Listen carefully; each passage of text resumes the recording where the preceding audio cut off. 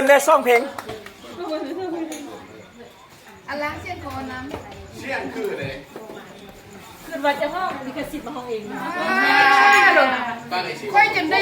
47 ปีถ้าก็ได้ยินเมสเซ่ก็ห้องเพลงนั่นแหละเมียน่ะเซยตัวตีมาเยอะๆมาแล้วเท้าใจไหมใจเยอะ